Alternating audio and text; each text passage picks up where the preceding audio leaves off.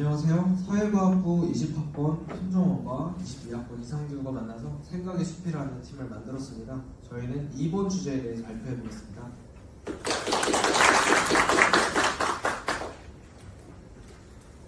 교양 고립된 천재를 넘어.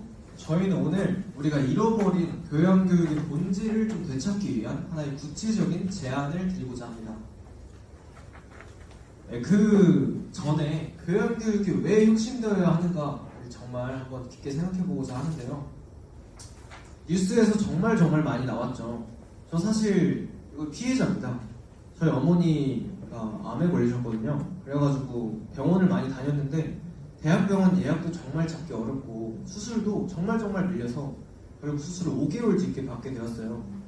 굉장히 마음이 아팠는데 심지어는 최근에 이제 응급실 뺑뺑이 정말 많이 문제가 됐죠. 4살 아이를 응급실에서 받아주지 않아서 결국 사망한 그런 사고가 있었던 만큼 이런 문제는 정말 심각하다라고 볼 수 있겠는데요. 사실 이런 의료 붕괴 사태는 어디에서 기인했을까요? 의정 갈등이라는 말 들어보셨죠? 정치계와 의료계가 굉장히 심각하게 갈등하게 되면서 우리나라 사실 최고의 지식인이라고 할 수 있는 의사와 정치인들이 이렇게 갈등을 하면서 우리 사실 인생은 무너져가는 그런 모습을 보여줬다고 생각했고, 이런 과정에서 지식인들이 정말 사회적 책임감을 가지고 있는가, 그들의 지적 능력은 많이 높겠지만 윤리적 의식은 어떻게 됐는가, 이런 생각을 해볼 수 있게 되었습니다. 저는 어떤 집단을 비난하거나 정치적 의도를 가지고 있는 것이 아니라 이런 지식인들의 사회적 책임감을 한번 말해보고 싶습니다. 네, 이렇게 의대생 커뮤니티가 있는데요. 커뮤니티에서 정말 막말이 많이 나왔죠. 사실 입에 담을 수도 없는 말이 나오고, 사람의 생명에 대해서 마치 자신이 이득을 위해서 사용해도 된다는 듯이 더 죽어라, 이런 식으로 정말 심각한 말도 많이 쏟아냈는데요.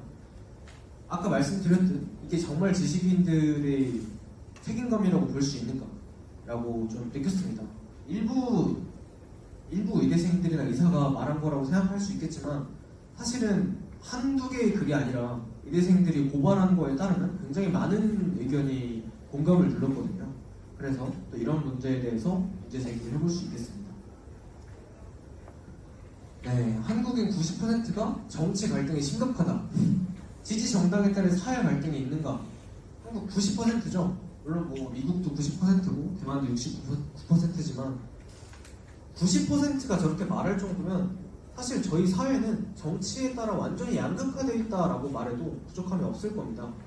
이러한 현상은 사실 정치인들이 저는 사회적 책임감이 없기 때문이다 라고도 생각할 수 있다고 생각합니다. 왜냐하면 세력 다툼을 위해서 상대의 부패를 언급하고 정치자 토론회에서 상대방 네거티브만 진행하고 있는, 자신의 정책에 대해서 설명을 거의 하지 않고 상대방 잘못한 거나 까내리고 있는 그런 현실에 대해서 과연 이것이 우리 시민을 위해서 가지고 있는 정치적 책임감이고 사회적 책임감인가? 그런 생각을 할 수 있었습니다. 네, 그런 입장에서 이러한 부분을 교육에서는 어떻게 해결해야 되는가?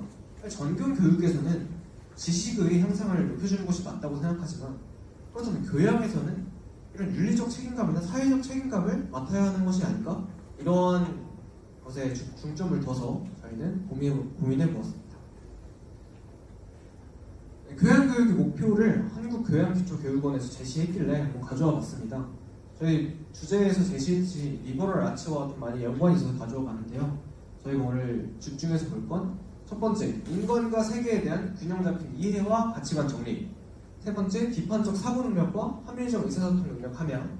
다섯 번째, 공동체 의식과 시민정신 함양.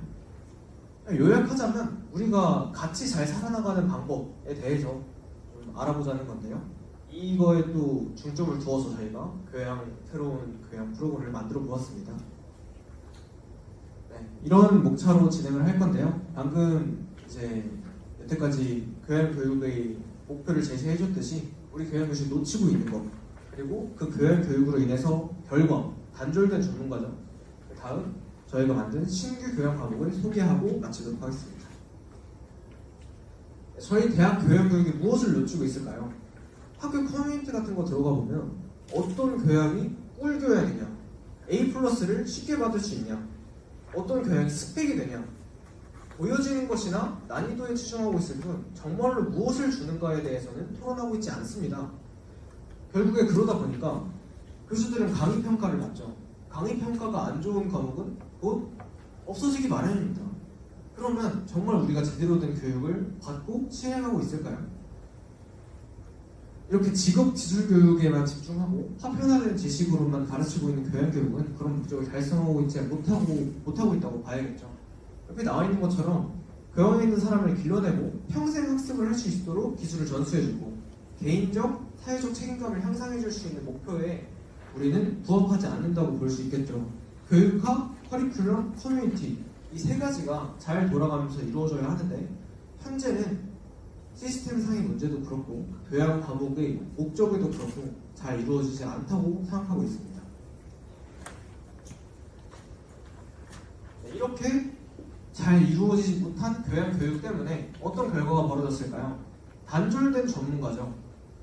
지적 능력은 우선시되지만 도덕적 공감, 즉 사회적 능력, 사회적 책임감, 윤리적 의식은 도외시된 그런 전문가가 탄생하게 된 것이죠. 지적 능력은 있어요. 그래서 도덕적 공감은 못해요. 아까 의대생 커뮤니티 보셨죠? 사람의 생명을 자신의 이익을 위해서 간단히 다루고 있습니다. 개인이 성공은 좋아요. 공동체 기여는 없어요. 우리 집 망하면 나라 망하든 상관없다. 이런 의식이 각종 직업 의식에 팽배해 있습니다.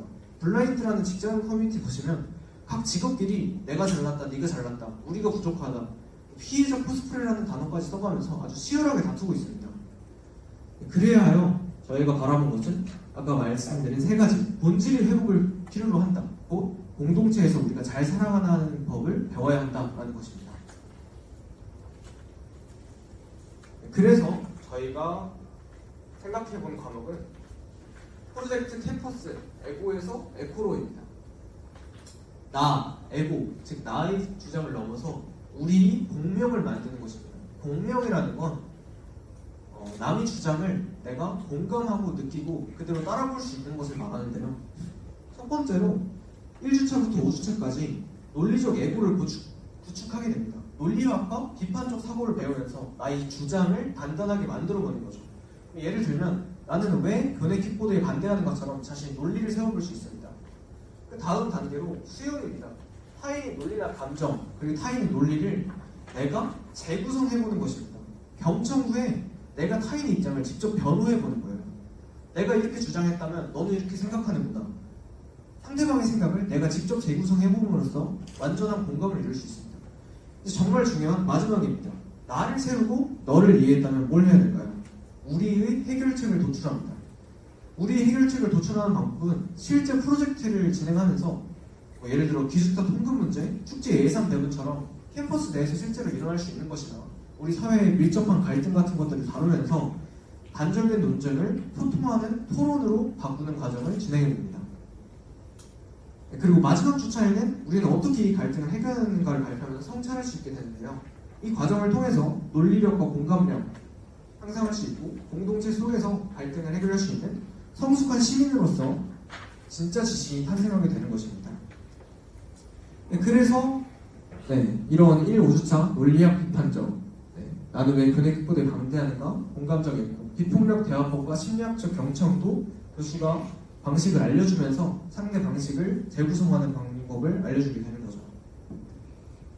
이렇게 공동의 해결책도 도출해보고 성찰하는 과정에서 아까 진행한 공동 프로젝트에 대해서 회고해보고 성찰 보고서를 작성함으로써 갈등을 해결하는 경험을 이론적에서 실천으로 진행함으로써 진짜 지식인 탄생에 기여하게 됩니다. 이 수업은 결국에 무엇을 남길까요? 세 가지 관점에서 한번 말씀을 드려보도록 하겠습니다. 첫 번째는 학생한테 논리력과 공감력을 갖춘 설득력 있는 인재라는 취업시장과 사회에서 정말 필요로 하는 핵심 역량을 남기게 됩니다. 사실은 이제 스펙 경쟁은 정말 무의미하다고 생각합니다. 왜냐하면 사회 갈등과 사회에서 요구하는 인재가 점점 진짜 책임감 있고 도덕적인 가치가 충분한 그런 인재를 요구하기 때문이죠.